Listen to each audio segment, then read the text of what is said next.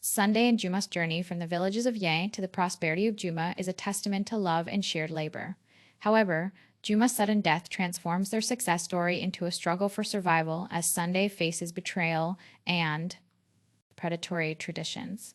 Amidst the greed of those seeking to seize her life's work, she must fight a harrowing battle to ensure that truth and justice finally find their voice. Hey, don't put your phone away. You may learn one or two. Also, share with family and friends too.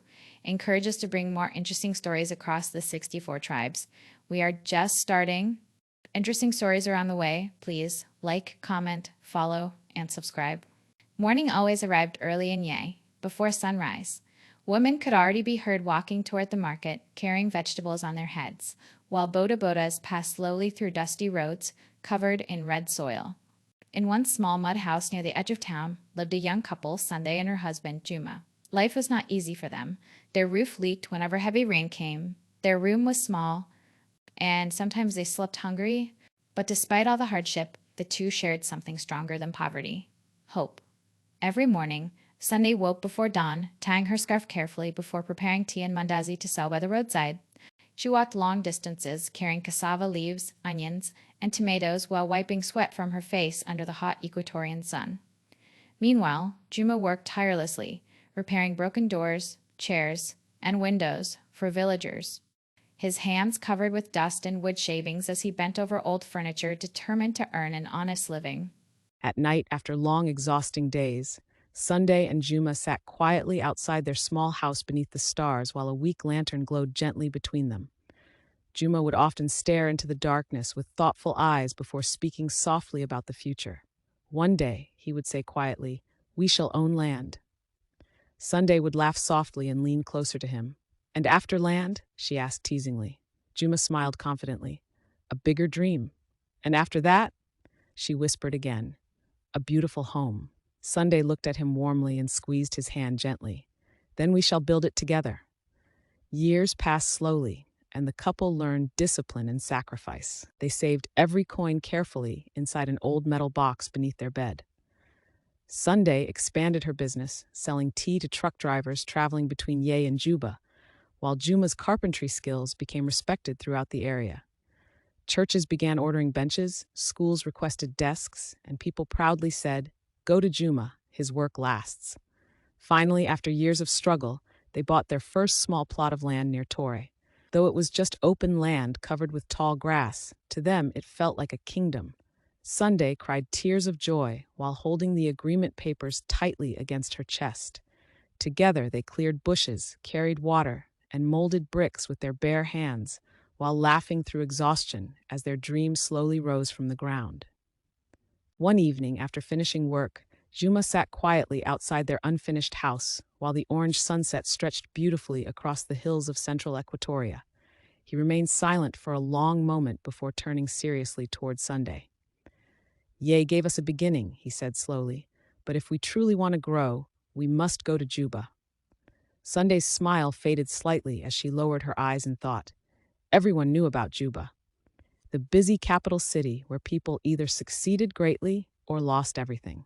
The journey itself was difficult, nearly 6 hours through dusty roads filled with cargo trucks and military checkpoints.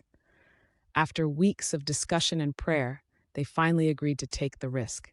They sold some belongings, packed clothes into old bags, locked their unfinished house in Ye, and climbed into a crowded vehicle heading toward Juba. Sunday stared silently through the dusty window while gripping Juma's hand tightly, both nervous and hopeful about the unknown future waiting ahead. The road to Juba was long and exhausting.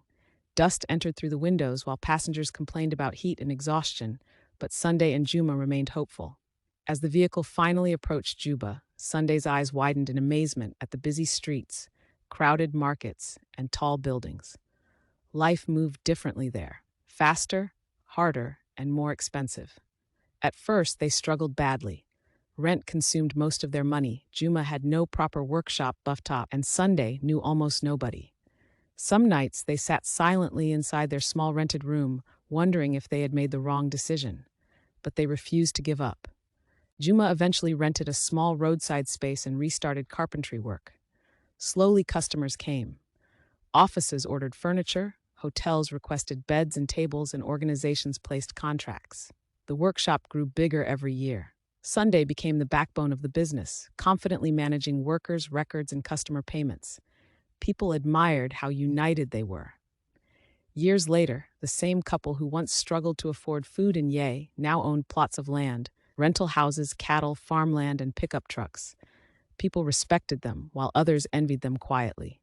But despite all the blessings and success, one pain remained hidden behind their smiles. They had no child. At first, people asked politely, "So when are children coming?" Sunday would smile nervously and answer softly, "God's time is best." But as years passed, the questions slowly became whispers, and the whispers became painful insults.